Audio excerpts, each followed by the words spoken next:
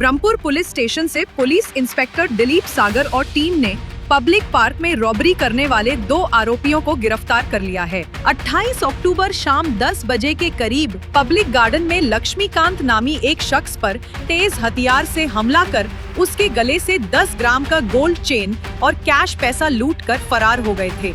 इस वीडियो में आप साफ देख सकते हैं, गोल्ड चेन और कैश रुपया लूटने के बाद 2 लुटेरे रोड क्रॉस कर भाग रहे हैं और पीछे जख्मी हालत में लक्ष्मीकांत नामी शख्स उनका पीछा करते दिख रहा है। बरहमपुर पुलिस स्टेशन में शिकायत दर्ज करने के बाद police commissioner doctor Sharanappa SDIPS, deputy commissioner Kanika Sikriwal law and order, deputy commissioner Praveen Naik crime and traffic की गार्डियंस और ACP south division Sharanabasappa Subedar की निगरानी में इंस्पेक्टर दिलीप सागर की लीडरशिप में एक खास टीम तैयार की गई थी।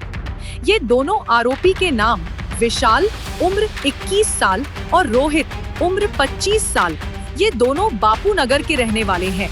पुलिस इन्वेस्टिगेशन के बाद दोनों आरोपियों को जुडिशियल कस्टडी में भेज दिया गया है।